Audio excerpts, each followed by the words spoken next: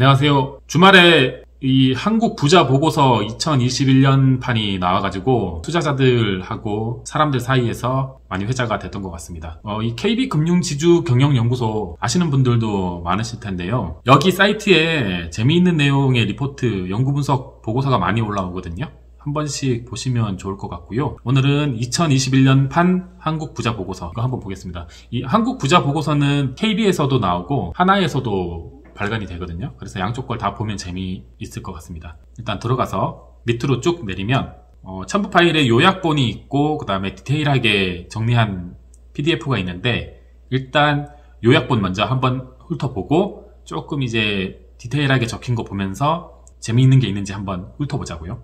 2021년 한국 부자 보고서 요약본, KB에서 매해 발간되는 거예요. 한국 부자 현황을 보면 2020년 말 기준으로 한국 부자는 총 39만 3천 명으로 그중 70% 정도가 수도권에 집중되어 있다. 그래서 이 연구 리포트에서 말하는 한국 부자라고 함은 금융자산을 10억 원 이상 보유한 사람을 일단 기준으로 하는 것 같아요. 2020년 말 기준 39만 3천 명으로 2019년 말 대비 3만 9천 명이 증가했다고 합니다. 이게 지금 39만 3천 명이라는 숫자는 가만히 생각해보면 우리나라 인구가 5천만 명이 넘잖아요. 그러니까 10%면 500만 명, 1%면 50만 명이니까 이 보고서에서 말하고 있는 부자라고 하는 사람들은 우리나라 전체 인구의 1%가 안 되는 거죠. 그러니까 그냥 숫자만 보면 부자가 되게 많다 그렇게 느낄 수도 있는데 전체 국민을 놓고 보면 정말 소수고, 물론 이제 이 리포트에서 잡지 못한 사람들도 있을 거예요. 그 최근에 코인이나 이런 걸로 돈 번 사람들도 많기 때문에 아마 실제로는 조금 더 있지 않을까 생각합니다. 일단 이 리포트만 기준으로 생각해보면 어쨌든 금융자산을 10억 원 이상 보유하고 있는 사람들은 거의 이제 40만 명, 2016년 대비 거의 뭐 2배까지는 아니어도 한 7, 80% 증가한 상태고, 그 중에 17만 8천 명이 서울에 살고 있고 경기도에 8만 6,500명이 살고 있어요. 인천은 11,000명이죠. 11,500명. 그러니까 수도권에 거의 다 집중해서 살고 있고, 부산에 2만 9천 명, 그 다음에 경남에 11,400명, 대구에 17,600명, 광역시에 많이 살고 있는데, 인천이 인구는 우리나라에서 세 번째로 많은데, 인구 대비 백만장자 숫자가 조금 적네요. 부산이 인구가 많긴 하지만, 대구나 이런 데 비하면은, 대구에 좀 부자들이 많이 사는 것 같네요. 이거는 뭐 너무 당연한 게, 우리나라의 비싼 아파트들, 건물들, 그 다음에 일자리들이 다 수도권에 있어서 이건 너무 당연한 결과고, 39만 3천 명의 한국 부자들이 보유한 총 금융자산은 2,618조, 그 중에 초고액 자산가가 보유한 금융자산은 1,204조라고 하네요. 이 보고서에서 말하는 초고액 자산가는 이제 금융자산을 300억 이상 갖고 있는 사람들, 그러니까 다른 부동산 같은 거는 포함 안 하고 금융자산만 300억 이상 있는 사람은 초고액 자산가라고 하는데, 여기 들어가 있으면 대부분 상장사 대표님들이 많으실 것 같네요. 이 금융자산 규모별 부자 구분을 보면 조금 놀라운 게, 원래 고액 자산가, 그러니까 100억 이상 부자가 우리나라에 제가 10,000명이 안 됐던 걸로 기억을 하거든요. 그게 언제적 데이터인지는 모르겠는데 지금 이제 100억 이상 자산가가 28,200명이네요. 저희가 주식 스터디 가면 옛날에는 100억 있는 사람이 좀 드물었잖아요. 그래서 100억 있으면 슈퍼겜이다 막 그런 얘기를 했었는데, 이제는 한 스터디에도 100억 갖고 계신 분들이 너무 많죠. 그래서 요즘은 100억 있다고 슈퍼겜이라고는 안 부르는 것 같은데, 그래도 100억이 어마어마한 돈이잖아요. 100억이 있으면 사실상 숨만 쉬고 살아도 돈이 불어나는, 이상한 뻘짓만 안 하면 엄청난 규모의 돈이기 때문에 어쨌든 100억 이상 자산가가 계속 기하급수적으로 늘어나고 있네요. 금융자산 300억 이상 가진 사람들도 8,000명 가까이 되네요. 보편적인 한국의 부자들이 이제 현금을 생성하는, 자산을 만들어내는 것은 거의 사업이 많고요. 그 다음에 그 사업으로 번 돈을 보통 부동산에 파킹을 해서, 자산이 부동산 규모가 많은 게 이제 옛날 한국 부자들의 포트폴리오 구성이었는데, 물론 지금도 다르진 않을 텐데, 금융자산이 그래도 꾸역꾸역 늘어나고 있어요. 그러니까 옛날에는 약간 금융투자라고 하면, 물론 주식만 있는 건 아니지만, 그래도 그 부동산 같은 실물자산 투자에 비해서 좀 부정적인 인식이 많았는데, 최근은 금융투자 쪽도 부자들도 금융투자를 많이 하는 경향으로 조금씩 바뀌어가는 것 같아요. 한국 부자의 총 자산 구성비 추이를 보면 역시 우리나라는 부동산이죠, 부동산. 아까 앞에서 금융자산 추이가 계속 늘어나고 있는데, 이게 금융자산이 늘어난 건 맞는데 전체적인 부의 규모가 더 커진 거네. 그래서 금융자산이 늘지만 부동산이 늘어나는 속도가 더 빨라가지고 저런 식으로 데이터가 나온 것 같네요. 그리고 아마 2017년이면은 문재인 정부가 출범했을 텐데 그때 이후로 여러 가지 뭐 정책의 실패도 있었고, 그다음에 세계적인 유동성, 이제 돈이 엄청나게 풀린 것도 있었고, 집값이 많이 올랐죠, 부동산이 전체적으로. 그래서 이렇게 부동산 자산의 비중이 높아지는 것 같은 모습이 나오네요. 부자들이 갖고 있는 총 자산 중에서, 그러니까 자산이라고 하면은 부채랑 그 순자산이랑 다 합한 거죠.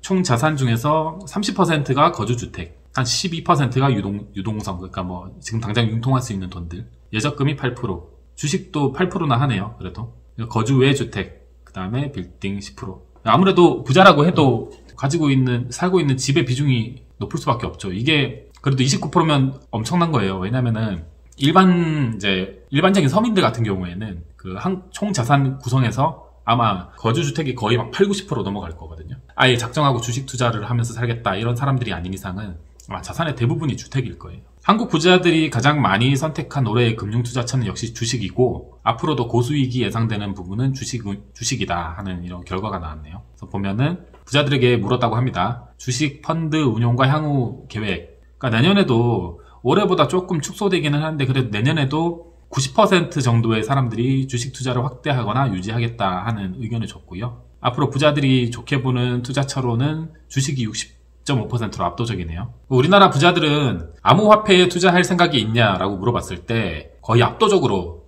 70% 정도의 분들이 이제 암호화폐 투자 안 할 거다라고 대답을 하셨고, 이제 나머지 한 26-7% 정도는 중립이라고 하는 거는 아직 모르겠다. 긴가민가 포지션인 것 같아요. 그리고 의향이 있다가 의외로 의향이 있다가 진짜 미미하지만 조금 올라왔어요. 왜냐면은 예전에는 거의 0%에 수렴했었거든요. 근데 뭐 이 정도면 거의 안 하겠다고 보는 게 맞는 것 같고요.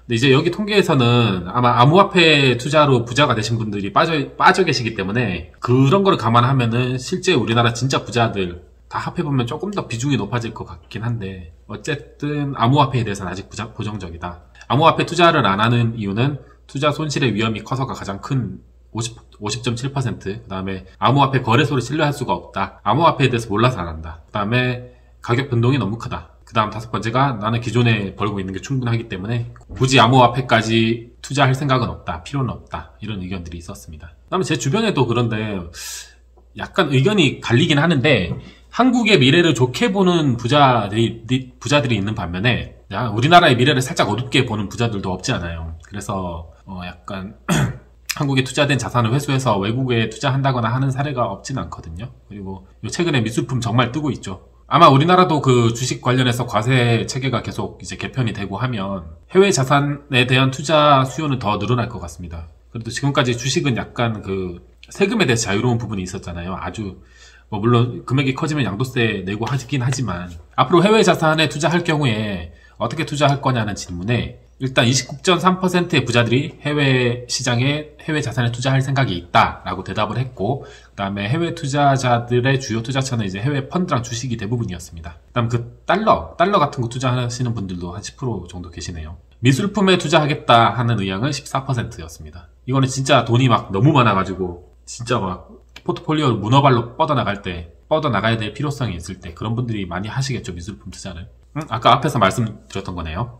우리나라 부자들이 그 시드라고 하죠, 종잣돈을 가장 많이 만든 분야가 역시 사업입니다. 부자는 사업에서 나와요. 예전에는 부자들이 사업으로 종잣돈을 만든 케이스가 37.5%였는데 지금 보고서에서는 41.8%로 4.3%포인트가 늘었어요. 반면에 월급을 모아서 부자가 되었다. 월급을 모아서 그걸 투자로 해서 부자가 되었다고 하는 비율은 11.3%에서 6.8%로 쪼그라들었습니다. 이게 왜 작년에 계속 막 현금 가치가 떨어져서 현금은 똥이다. 사실 현금은 똥이 아니고 현금 가치는 때에 따라서 중요해지기도 하고 조금 덜 중요해지기도 하죠. 어쨌든 작년에는 워낙 역대급으로 자산 가격이 많이 상승한 해여서 그런 측면도 있는 것 같아요. 그래서 근로소득으로 부자가 되신 분들은 6.8%. 그것도 없진 않아요. 근데 아주 고소득자거나 아니면 진짜 악착같이 모으고 투자를 잘 하신 분들이겠죠. 그다음에 역시나 부동산 투자로 부자가 되신 분들이 한 25% 정도 계셨는데 올해는 21%. 이거 좀 신기하네요. 부동산 투자로 부자가 되신 분들이 더 많아졌을 것 같은데. 그 다음에 금융투자로 부자가 되신 분들이, 아니요, 금융투자로 종잣돈을 만드신 분들이 이제 6.8에서 12.3%로 늘어났어요. 2020년 봄에 시장이 한번 폭락하고 나서 시장이 역대급으로 좋았기 때문에 금융투자로 돈을 버신 분들이 많은 것 같습니다. 그 다음에 상속으로 부자가 되시는 분들은 한 19%에서 17% 정도 되시는 것 같네요. 상속으로 부자가 되신 분들이 조금 줄었어요. 보면은 큰 부자일수록 사업으로 부자가 된 케이스가 많고요. 그 다음에 조금 이제 우리 주변에 있는 보통의 부자들 있죠. 좀 이제 그런 부자들은 상속으로 좀 받는 경우가 한 5분의 1 정도 되는 것 같고, 그래도 얼추 부의 원천은 딱 정해져 있는 것 같아요. 이게 거의 절반이 사업이나 월급이잖아요. 근데 그 중에 사업이 압도적이니까 일단은 부자가 되고 싶으면 사업을 해야 된다. 그거 맞는 것 같습니다. 왜냐면은 일단 상속 증여에서 우리 부모님들이 부자인지 많이 알잖아요. 우리 부모님들이 부자가 아니면 이건 날라가죠. 날라가고 부동산 투자하려고 하면은 어쨌든 시드가 있어야 되고, 금융 투자도 마찬가지고요.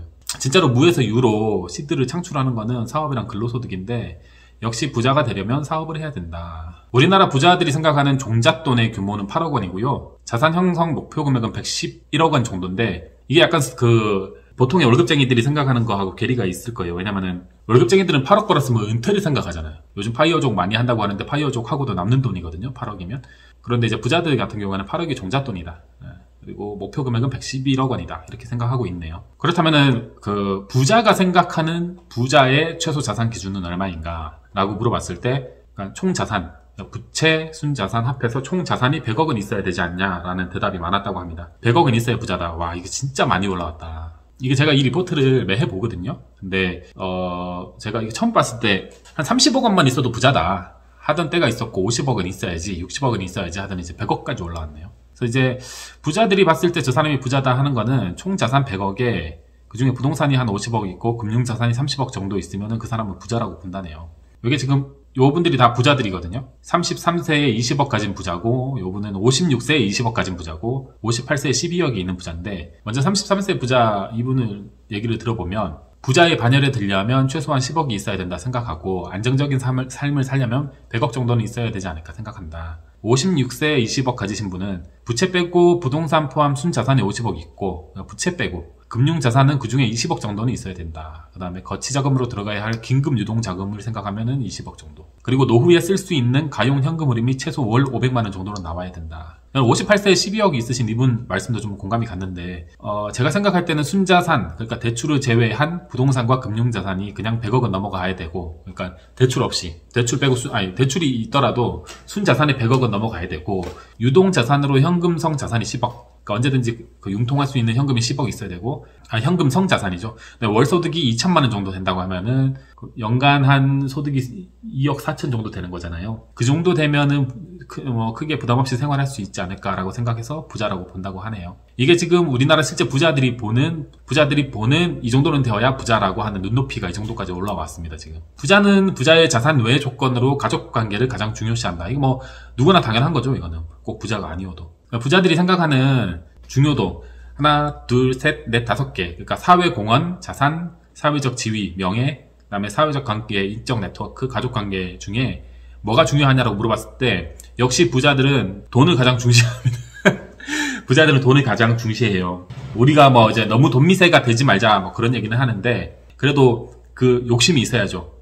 한 푼이라도 더 벌겠다. 뭐라도 더 하겠다. 더 아끼겠다. 악착같이 벌겠다는 그 돈에 대한, 그리고 돈이 우리를 지켜준다. 이런 마인드인 것 같아요. 그 다음에 사회공헌에는 별로 관심 없고, 좀 약간 보면 막 손발 오글거리고 막 위선적인 거 싫어하는 사람들이 많긴 해요. 근데 사회공헌이 위선적이라는 게 아니라 하더라도 몰래 하겠지. 대놓고 나는 사회공헌이 중요해 라고 대놓고 얘기를 하지는 않는다는 거죠.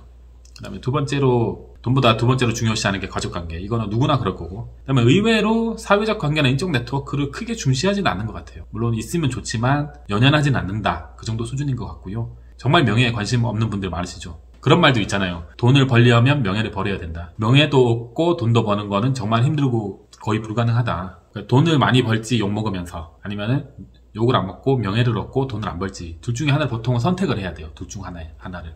두 개 다 가져가기는 정말 힘들거든요. 한국 부자의 부자 조건 인식. 그러니까 부자들이 봤을 때 이 사람은 진짜 부자다 라고 볼 수 있는 인식이 뭔지를 물어봤어요. 66세 22억 가지신 분은 다른 사람들을 도와줄 수 있는 기본적인 마음가짐이 있어야 그 사람이 부자로 인정받을 수 있다. 주변 부자 중에서도 봉사나 이런 부분에 관심을 갖고 있으신 분들이 보기에 굉장히 편해 보이고 또 삶에 여유가 있어 보이고 그런 것 같다. 58세 12억 가지신 분은 부자는 일단 여유를 가지고 있다. 여유라는 단어가 2번 나왔네요. 이게 이제 약간 그 경제적 여유뿐만 아니라 겉으로 이렇게 보이는 여유 다 그런 것까지 포괄해서 하는 얘기겠죠. 자기가 하는 일들을 크게 부담 없이 하고, 그러니까 부담 없이가 중요합니다. 막 아둥바둥 살면 안 되는 거예요. 부담 없이 하고 있으면서 또 가정 자체가 화목하고 가족 관계가 원만한 사람이어야 한다고 생각해요.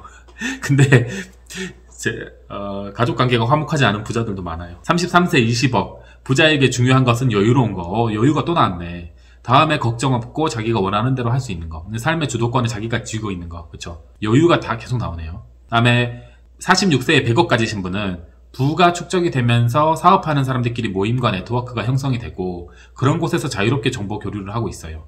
이건 성벽 쌓고 올라가는 거 말하는 거네요. 성벽 쌓고 남들이 만날 수 없는 사람들, 남들이 만날 수 없는 모임 그런 곳에 나는 참여하고 있는데 그 정도는 돼야 부자가 아닌가라고 말씀하신 것 같아요. 준부자라고 하면 금융자산이 5억에서 10억 정도 있으신 분들을 말한다고 하네요. 이 리포트 상으로는. 이게 보시면 역시나 준부자 정도로 살짝만 내려가도 사실 준부자들도 부자들이거든요. 준부자도 부자예요. 금융자산 5억에서 10억 있으면 부자예요. 이게 인터넷에서는 사람들이 막 비이성적으로 눈높이가 높아서 그렇지 이 정도만 돼도 부자인데 어쨌든 여기서는 준부자라고 하고 있으니까 이 준부자들이 가지고 있는 자산 포트폴리오 구성이 보시면은 70%가 부동산입니다. 그러니까 지금 살고 있는 집이겠죠. 아니면 집 한 채가 더 있던가. 그래서 아까 진짜 큰 부자들은 부동산 거주주택 비중이 25%인가 그랬잖아요. 근데 지금 중부자로만 내려와도 부동산 자산이 70%대로 올라가요. 그래서 이분들이 앞으로 잘 살기 위해서 선택하는 거는 금융투자 비중을 높이고 있다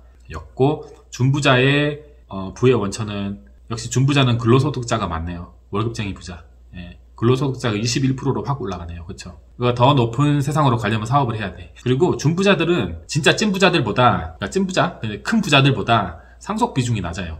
이게 그렇지 않을까 생각합니다. 약간 이제 부의 대물림 같은 거 생각해보면. 그러니까 준부자들이 대단한 사람들이 많을 것 같아요. 흙수저에서 올라온 사람들이 준부자가 많지 않을까 그렇게 생각을 합니다. 준부자와 큰 부자의 자산관리 관심사는 보세요. 진짜 큰 부자는 세무에 관심이 많아요. 세금. 맨날 세금하고 싸우고 있거든요. 세금을 잘못 내면 엄청나게 타격을 받기 때문에 항상 관심사는 세금. 그다음에 준부자의 관심사는 역시 부동산 투자, 그다음에 경제 동향, 다 비슷비슷해요. 이제 특징적인 게 부자는 세무와 은퇴 노후에 관심이 많다. 법률 조언을 사업하니까 그런가? 사업하면 여러 가지 법적 분쟁이 많을 테니까. 이게 이제 요약본이고요. 좀 딥한 거 아까 디테일한 보고서 보면서 재밌는 거 있으면 한번 같이 읽어볼까요?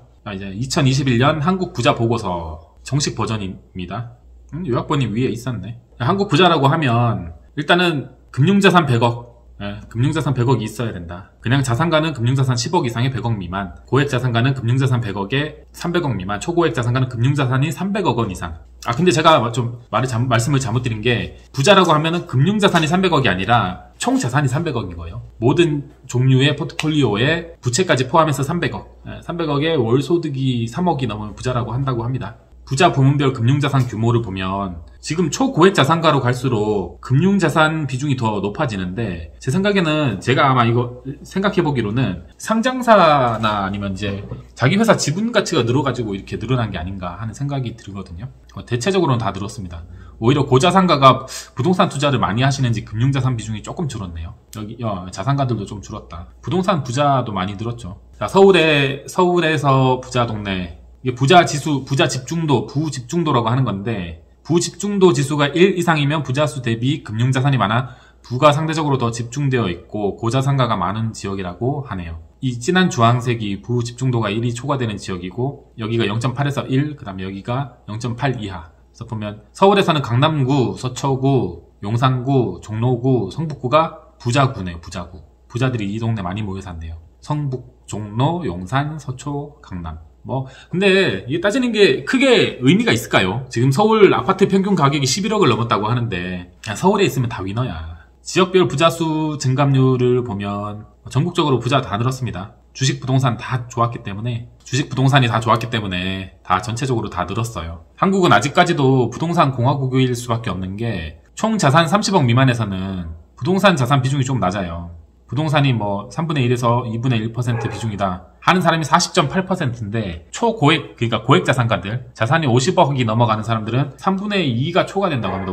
51.9%의 사람들이 3분의 2가 초과되는 비중을 부동산으로 갖고 있다. 갈수록 부자일수록 부동산 자산 비중이 점점 더 높아지네요. 여기 보면은 금융자산 구분별 자산 구성비를 보면 그다음에 편의상 50억 미만을 작은 부자, 50억 이상을 큰 부자라고 할게요. 그 금융자산. 큰 부자와 작은 부자들이 어디서 자산 보유율이 차이가 나나 보면 예적금, 펀드, 채권, 주식, 리츠, 1인용 신탁, 보험 다 비슷비슷해요. 비슷비슷한데 근데 여기서 차이가 나기 시작합니다. 거주 외의 주택. 그러니까 부자들은 다주택자가 많다. 그 다음에 빌딩 상가. 부자들은 상가와 빌딩 투자도 많이 하고 그 다음에 토지 임야, 그 다음에 회원권, 예술품. 여기서 이제 차이가 나죠. 이 당연한 게 돈이 많으니까 포트폴리오가 확대돼서 그런 거예요. 저런 특징이 있다. 투자하고 있는 금융자산이 큰 규모일수록 당연히 나는 매우 높은 수준의 금융투자 지식을 가지고 있다라고 생각하고요. 이건 뭐 당연한 거죠. 투자를 성공할수록 자기 확신이 더 강해지겠죠. 그만큼 또 공부도 열심히 하실 테고. 그 다음에 투자 성향별 투자 지식 수준. 적극적으로 투자하는 사람일수록 투자 지식이 더 높죠. 이것도 당연한 거고. 이건 너무 당연한 지표네요. 부자들의 투자 성향을 보면 공격적으로 투자하는 사람들은 비중이 1%, 2%밖에 안 돼요. 그 다음에 조금 그나마 적극적으로 투자하시는 분들이 한 20%에서 25%로 늘었고 작년 2020년에서 조금 늘었고 한 절반 정도는 안정적으로 투자하시는 분들이에요. 절반 정도는. 근데 위험 중립이라는 거 거의 뭐 위험하게도 안 하고 안전하게도 안 한다 이런 얘기 같고, 그러니까 공격적으로 투자하시는 분들이 한 4분의 1 정도 되시는 거죠. 그 다음에 절반 정도는 안정적으로 투자하신다. 그 다음에 이제 금융자산별로 투자하는 스타일을 보면 좀 신기한데요. 금융자산 규모가 클수록 좀 공격적으로 투자하는 성향이 있어요. 그래서 큰 부자가 됐을지도 모르죠. 산술적으로 해보면 안정적으로 가면 느리니까, 그렇죠? 느리니까 30억 금융자산 규모가 30억 미만인 분들은 절반 가까이가 안정추구형이었는데 공격적으로 투자하는 분들은 1%밖에 안 됐거든요. 근데 30억 이상은 5%가 공격 투자고 27.7%가 적극적으로 투자한다. 사실 이게 좀 맞는 게 주식 투자를 하면 좀 믿어야 돼요. 사람들이 과도하게 공포에 휩싸여 있으면 투자로 좋은 성과를 내기가 힘들지 않을까 생각합니다. 공포심을 좀 없앨 필요가 있어요. 2020년 대비 2021년 그 부자들의 금융자산 운용 행태를 보면 예적금 비중은 거의 절반 가까이 줄었죠. 예적금 비중은 절반 가까이 줄었고, 예적금이 절반 가까이 준 게 아니라 예적금에 투자하는 비중을 절반 가까이 줄인 거죠. 투자 금액을 늘렸다, 비중이 줄은 거죠. 그 다음에 주식 투자 금액을 늘렸다 하는 게 많이 늘었어요. 워낙 시장이 좋았으니까. 그리고 28.3%에서 40%로 늘었네요. 또 올해 시장이 꺼지고 하면 어떻게 될지 모르죠. 어쨌든 작년에 주식이 좋았고 앞으로도 주식을 좋게 본다. 부자들이 금융자산과 부동산 자산 이외에 가장 선호하는 기타 자산은 금, 보석 등으로 나타났다. 금과 보석 그리고 회원권을 부동산과 금융투자 이외에 다른 투자처로 선호한다는 답변이 많았다고 합니다. 보면 이제 전체 부자들이 회원권, 금, 보석 이런 투자는 많이 하고 있고요. 그 다음에 금융자산 규모가 30억이 넘어가면은 회원권 투자가 더 적극적으로 늘어나고 금, 보석 투자는 많이 하네요. 많이 하고 있어요. 그 다음에 예술품 투자도 32% 정도가 투자를 한 경험이 있고, 암호화폐 투자했다는 경험도 33.8%나 되네요. 근데 앞에서 암호화폐 투자는 안 할 거라고 했잖아요. 아마 한번 경험하셨다가 뜨거운 맛을 보고 안 하시는 것 같은데. 야, 이거는 조금 놀라운 사실인데, 그러니까 금융자산이 30억 미만이신 분들은 데이 트레이딩을 40%나 하고 계시네요. 그 다음에 중기투자 37%, 그 다음에 장기투자 20.4%, 그 다음에 금융자산이 30억이 넘어가시는 분들은 31.8%가 데이 트레이딩을 하시고, 그 다음에 42.4%가 월단위 이제 중기투자 하시고, 연단위 넘어가는 투자는 22.4%가 하시네요. 단기투자를 되게 좀 생각보다 많이 하시는데, 이게 단기투자를 해서 돈을 벌었다는 건지, 아니면은 갖고 있는 자산의 일부를 투자를 해서 그냥 그냥 놀이삼아, 지적 유의로 하는 건지는 잘 모르겠네요. 이 그래프만 갖고는. 그리고 부자들 같은 경우에는, 그러니까 대체로 금융자산을 많이 갖고 계신 분들은 주식 투자를 할 때 몰빵을 많이 안 하네요. 그래도 비중으로 보면은 한 20% 정도 되니까 5분의 1 정도의 부자들이 몰빵 투자를 하고 있다. 한 종목에서 3종목 몰빵 투자를 하고 있고, 그 다음에 가장 많은 게 6종목에서 10종목, 그 다음에 11종목에서 20종목이네요. 자산 규모가 30억, 금융자산 규모가 30억을 넘어가면 6개에서 10개 종목에 투자하는 사람들하고 11개에서 20개 종목에 투자하는 사람이 제일 많네요. 21개 넘어가면은 종목이 한 30개, 40개 넘어가면 이거 완전 인덱스 펀드 되잖아요. 그래서 유의미한 수익을 인덱스 펀드로 수익을 내는 거하고 비슷해지겠죠. 예. 그러니까 주로 어쨌든 종목은 20개는 잘 넘지 않는다. 예. 이거 참고하시면 될 것 같고요. 부자들이 주식 투자를 할 때 의사결정을 어떻게 하는지에 대한 소스, 그러니까 정보를 받는 소스? 정보 매매는 싫어하지만 어쨌든 이런저런 조언을 구할 거잖아요. 책도 읽을 거고 유튜브도 볼 거고 자기가 최종적으로 결정을 할 텐데 의사결정 주체가 누구냐는 질문에는 당연히 내가 직접 결정한다가 30억 미만 부자들은 39%, 30억이 넘어가시는 분들은 31.8%였어요. 그런데 재밌는 게 금융기관 직원 추천이 제일 많았거든요. 30억 미만인 분들은 37%로 비슷했고 30억이 넘어가는 분들은 금융기관 추천으로 투자하는 경우가 42%예요. 좀 신기하지 않습니까? 저는 이게 되게 신기한 게 누가 예전에 그런 글을 썼었는데 연봉 5천만 원 받는 직원이 자산 300억 가진 할머니를 상대로 투자를 어떻게 해야 된다 컨설팅 하는 건 사실 웃기지 않은 그런 얘기가 있었는데 이게 근데 실제로 의외로 금융자산 30억 이상 가지신 분들이 금융사 직원들을 통해서 투자하는 게 거의 절반 가까이가 되네요. 그 다음에 이제 주식 전문가 추천이라고 하면 이 전문가의 기준이 뭔지 모르겠지만 저같이 이렇게 유튜브 블로그 떠도는 낭인도 포함인가요? 그런 사람들이 얘기하는 거 듣고 괜찮네 싶은 거 투자하는 이런 식의 방식도 있나 봐요. 역시 가족과 지인은 가장 저평가되는 사람들이죠. 가족하고 지인에게 인정받기는 어렵습니다. 아무리 성공한 사람이어도. 가족 지인의 추천으로 투자하는 경우는 거의 없네요. 그러니까 우리나라는 부자들조차도 자기가 직접 의사결정을 하는 사람은 3분의 1 정도고 나머지는 대부분이 금융기관 직원이나 주식 전문가라고 하는 사람들, 그러니까 약간 권위가 있는 사람들에게 의존하는 경향이 있는 것 같습니다. 향후 이제 이 부자들이 금융자산을 어떻게 운용할 거냐 하는 질문에는 주식 투자 금액을 늘리겠다 하는 비중이 엄청 높았어요. 31%나 됐고 채권 비중 늘리겠다, 투자 저축성 보험은 많이 안 나왔어요. 리츠도 마찬가지고 대부분은 투자 자산을 유지하겠다는 선이 많았고 주식이 유독 이제 투자금을 더 늘리겠다 하는 대답이 많았네요. 이 아까 앞에서 봤던 거죠. 한국 부자 10명 중 6명은 장기적인 수익이 기대되는 유망 투자처로 주식을 꼽았고 부자들은 대부분 암호화폐 투자에 부정적이다. 부자들에게 이제 해외 자산 투자에 대해서 물어봤을 때 여전히 절반 가까운 사람들은 이제 해외 자산에 투자할 의향이 없다. 그러니까 미국 주식이든 베트남 주식이든 유럽 주식이든 일본 주식이든 해외 외화든 투자할 생각이 없다라고 하는 사람들이 아직까지 절반이 됐고요. 그다음에 중립이라고 하는 것은 역시 좀 두고 보겠다 하는 의견이죠. 그다음에 의향이 있다라고 하는 사람들이 금융자산 30억 원 이상을 보유한 고액자산가들한테서 많이 나왔습니다. 한 40% 가까운 사람들이 의향이 있다. 그래서 왜 해외 자산에 투자하냐 하는 질문에는 안정적인 글로벌 기업에 투자하고 싶어서, 이게 바꿔 말하면 우리나라 기업이 안정적이지 않다는 뜻이죠. 글로벌 경제의 불확실성으로 인해 투자 다변화가 필요해서, 그 다음에 4차 산업혁명 관련 사업에 투자하고 싶어서, 이 세 개가 이제 미국 쪽에 많이 있으니까 그렇게 생각하시는 것 같네요. 금융기관 직원이 추천해서 29%, 이건 뭐죠? 외화 보유로 인해 환율 리스크를 줄이기 위해서는 오히려 큰 부자들은 그거에 대한 리스크를 별로 못 느끼는데 작은 부자들이 많이 느끼네요. 부자들이 어떤 해외 자산을 보유하고 있는지 물었을 때 대부분 답변이 이제 해외 펀드나 주식이다. 그 다음에 외화현금, 달러 현금 같은 거 있죠. 그런 게 조금 있었고 대부분은 이제 해외 펀드 주식을 많이 갖고 계셨고, 그 다음에 해외 펀드 투자 지역 중에 어디에 제일 많이 투자하냐는 질문에는 중국, 베트남, 미국이 많았네요. 미국에 투자한 사람들보다 중국에 투자하는 사람이 더 많네요. 더 많고 베트남도 진짜 의외다. 미국보다 더 많이 투자할 줄은 몰랐네요. 30억 이상 투자하시는 분들은 미국이 베트남보다 많긴 하지만 베트남은 이제 미래 성장성을 봐서 투자하는 걸 테고, 미국은 여러 가지 좋은 회사들도 많고 안정적이고 하니까 패권국이고, 중국도 앞으로 이제 G2로서 떠오르는 나라니까 또 투자를, 저 같은 경우에는 이제 중국 투자를 안 하고 있는데 부자들은 중국 투자를 많이 하고 계시네요. 요즘 미술품 투자가 열풍인데요.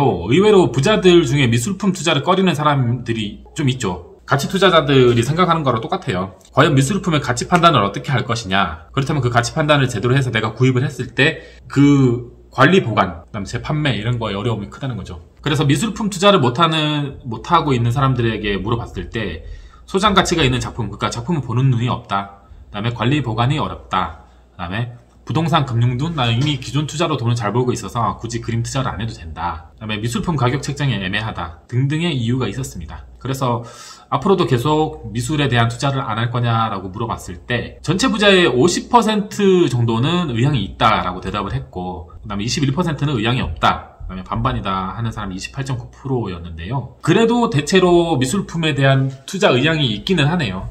앞으로 미술 시장도 더 눈여겨봐야 될 것 같고, 부자들은 금융자산 50억, 총자산 100억 이상일 때 자신이 부자라고 생각한다. 이게 남 말고 내 기준으로요. 한국의 부자들은 총자산이 100억 원은 되어야 부자라고 생각한다. 이제 우리나라에서 부자 소리 들으려면은 100억 있어야 된다. 100억. 지금 서울 시내 아파트 평균 가격이 11억, 12억 하기 때문에, 예전에는 뭐 10억 있으면 뭐 큰 부자는 아니어도 부자 소리를 들었는데, 이제는 완전히 로켓 타고 쫙 날아가고 있죠. 그래도 두 번째 대답을 보면은 50억이 있어도 부자라는 대답도 많았어요. 자산 규모별 부자 자각도라고 하는 것은 당신이 부자입니까? 라고 물어봤을 때 사람들이 대답한 거를 이제 취합을 한 건데, 금융자산이 50억 이상 있는 분들도 그 중에 절반은 내가 아직 부자가 아니다 라고 여긴다고 해요. 그 다음에 금융자산이 10억에서 30억 있으신 분들은 거의 70% 가까운 사람들이 내가 아직 부자가 아니다 라고 느낀다고 하네요. 그리고 전체 부자들의 38%가 나는 부자다 라고 생각하고, 61%는 나는 아직 부자가 아니다 라고 생각하신다고 합니다. 그리고 총자산으로 봤을 때 총자산이 100억이 넘어가는 분들도 36.8%는 내가 아직 부자가 아니다 라고 생각한다네요. 총자산이 30억 미만인 분들은 77%가 내가 아직 부자가 아니다 라고 생각한다고 합니다. 앞에서 본 건데, 부자들이 꼽은 부의 원천은 역시 사업이고요. 사업으로 부의 원천을 만드는 규모는 계속 커지고 있어요. 올해 훨씬 커졌죠. 이게 뭐 코로나다 뭐다 하지만 사실 사업으로 돈 벌 수 있는 기회가 더 많이 늘어나고 있긴 하거든요. 앞으로도 사업으로 돈 벌 수 있는 기회가 더 많을 것 같고, 부자들은 레버리지 사용에 조금 적극적인 모습이 있어요. 그래서 보면은 부자들이 활용하는 부의 성장 동력, 두 번째는 부채. 자산이 많을수록 부채 규모도 더 크다. 이건 뭐 당연한 얘기고요. 당연히 그 자산 규모에 따라서 사용하는 부채 규모도 커질 테니까 당연한 얘기고, 이 레버리지를 쓰라는 게 뭐냐면, 사실 우리 그 뭐 경제적 자유, 시간적 자유 얘기하잖아요. 그런데 그 시간을 벌어다 주는 게 돈이죠. 레버리지는 비록 내 돈은 아니지만 시간을 땡겨주는 역할이 있기 때문에 좋은 레버리지를 잘 쓰는 게 중요하거든요. 그래서 만약에 내가 회사 다니면서 5억을 모은다 하면 아마 악착같이 모아도 나이 60이 돼서야 다 모을 거예요. 그쵸? 근데 은행에서 5억을 땡기면은 내 인생을 이렇게 땡겨와서 쓰는 거잖아요. 그래서 그 땡겨온 걸 잘 투자를 해서 자산을 불리는 걸 부자들은 적극적으로 활용을 한다. 근데 이제 이게 뭐 터무니없는 부채가 아니라 대부분 아마 저거일 거예요. 임대보증금이 맞네. 역시. 그쵸? 그러니까 여기서부터 벌써 세입자들은 지고 들어가는 거예요. 세입자들은 자신의 시간이 고스란히 있는 그 소중한 돈을 부자들 레버리지로 제공을 하면서, 부자들은 그걸 이용해서 돈을 벌고 있는 거예요, 지금. 그쵸? 부자들이 갖고 있는 레버리지 비중 중에 가장 큰 레버리지는 역시 임대보증금이다. 그리고 부자들 같은 경우에는 레버리지 비중을 얼마나 가져가냐 했을 때 보통 자기가 갖고 있는 총 자산의 10%에서 13% 정도를 가져가네요. 그러니까 이 정도 부채 비율이 딱 적당한 것 같습니다. 제 생각에도. 부채를 아무리 많이 써도 20% 안 넘기는 수준으로. 주식시장에 보면 막 레버리지를 막 100%, 200% 쓰는 사람들이 있거든요. 그건 너무 위험하고, 레버리지를 총 자산의 10%, 20% 이 정도 가져가는 거는 딱 적정한 것 같아요. 너무 부채가 없어도 안 되고. 그다음에 금융자산 대비 총부채 비중. 그러니까 이제 이거는 총자산이 아니라 금융부채 가진 거 중에 총부채는 이제 한 38%에서 50%로 올라오는 거죠. 부자들이 활용하는 부의 성장 동력 네 번째는 자산 배분 전략인데, 총 자산이 많을수록 금융에서 부동산으로 자산 배분이 늘어난다. 이건 뭐냐면 다 그거예요. 연예인이 돈을 벌면 부동산을 사죠. 주식쟁이가 돈을 벌면 부동산을 사죠. 사업해서 돈 벌면 부동산을 사. 그래서 저는 부동산은 약간 좀 덩어리가 큰 부를 파킹해 놓을 수 있는 수단이 부동산이라고 보거든요.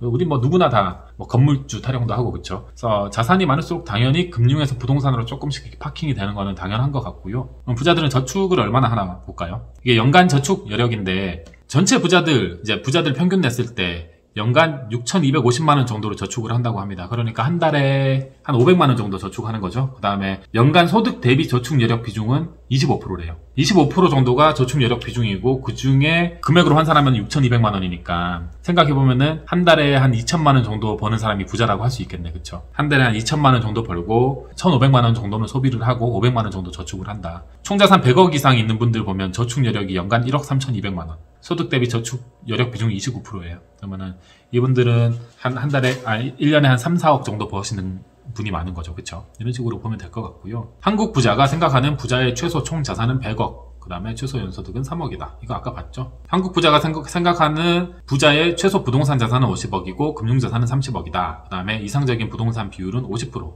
총 자산이 많을수록 돈보다 중요한 가치가 있는 부자. 그러니까 이제 돈은 초월한다고 하죠. 초월한 사람들이 많고, 그다음에 총 자산이 적을수록 끊임없이 자기 개발하고 노력하면서 이제 자기 몸값도 올리고 돈을 들어올 수 있는 능력도 키우고 돈 자체를 키우려고 하는 그런 부자를 꿈꾼다. 너무 당연한 얘기죠, 이거. 너무 당연한 얘기고. 부자들이 가장 중요하게 생각하는 사회적 지위는 직업이고 사회적 관계는 비즈니스 모임이다. 제 주변의 전업투자 부자 형님들은 사회적 지위는 백수시고 사회적 관계는 스터디 모임인가? 자산이 많을수록 사회적 관계, 비즈니스 모임 관계가 중요하다라고 대답한 사람들이 압도적으로 많았고요. 그러니까 일로서 만나는 사람들. 아까 제가 웃으면서 말씀드렸지만 주식 투자자들 같은 경우에는 스터디 모임이 비즈니스 관계라고 볼 수 있죠. 뭐 그보다 더 친해질 수도 있지만 아무튼 그런 모임이 제일 중요하고 친목 동호회 비중은 조금 낮고 학교 모임도 좀 낮아요. 부자일수록 사회적 지위의 중요 정도는 직업으로 본다. 그러니까 이게 그냥 일반 직장인 이런 게 보는 게 아니라 의사냐, 판사냐, 교수냐, 사업가냐, 회장이냐 이런 거 말하는 것 같아요. 그다음에 회사나 사업체의 인지도가 굉장히 중요하고 이거 진짜 꼬리표처럼 달라붙는데요. 학력, 학벌, 총자산별 사회적 지위 중요도에 회사나 사업체의 인지도, 그다음에 가지고 있는 직업, 그다음에 학벌 이 세 개가 중요하다라고 대답을 했습니다. 공부 열심히 하십시오. 이거 보시는 분들 중에 고등학생 분들 계시던데 제 채널에 고등학생 분들도 꽤 보시거든요. 공부 열심히 하십시오. 끝까지 죽을 때까지 따라붙어. 저 학벌은. 금융자산 5억에서 10억 원을 보유한 한국 준부자는 스스로 부자라고 생각하는 경우가 18.5%나 되네요. 한국 준부자는 총 자산 중 부동산 비중이 70%로 한국 부자 59%에 비해 크다. 당연한 얘기죠. 이건 쭉쭉쭉 넘어갑시다. 이 조사는 KB금융지주 경영연구소 주관으로 전문 시장조사기관을 통해서 전국의 금융자산 10억 원 이상 한국 부자와 금융자산 5억에서 10억 원 미만 한국 준부자를 대상으로 실시한 설문조사를 토대로 작성한 거고요. 총 표본은 600명이었다고 합니다. 표본 추출 방법은 할당 표본 추출 방법. 이제 이 정도면 우리나라에서 부자겠구나 하는 리포트를 한번 훑어봤는데요. 이런 리포트를 볼 때 좀 조심해야 될 거는 지나치게 이런 걸 보면서 현타가 와가지고 주저앉아 버릴 필요가 없어요. 나는 뭐라구나 할 필요도 없고 전혀 그럴 필요 없어요. 그리고 남들하고 비교할 필요도 없어요. 이건 그냥 통계로만 보는 거고 이런 통계들을 한 번씩 봐두면 나중에 또 혹시 투자할 때 유용하게 쓸 수가 있거든요. 그리고 이런 세상 물정을 알아야죠. 세상 물정을 알아야 되고 그런 측면에서 본 거고 특별히 저 사람들하고 비교를 하거나 그럴 필요도 없고요. 그리고 이런 통계에 매몰될 필요도 없는 게 나는 나니까 난 내대로 치고 나가면 되는 거거든요. 그렇게 생각하시면 좋을 것 같고 너 이런 거 보면서 스스로 목표도 한번 잡아보세요. 나는 내년에는 저 정도는 해야겠다. 10년 뒤에는 이 정도는 해야겠다라는 목표를 한번 잡아봐도 좋을 것 같습니다. 한 걸음씩 따박따박 가면 되는 거니까요. 오늘은 어제 주말에 핫했던 이제 한국 부자 리포트 한번 같이 읽어봤고요. 다음에 또 재밌는 리포트 같은 거 나오면 같이 한번 읽어보도록 해요. 그럼 저는 이만 물러가겠습니다. 감사합니다.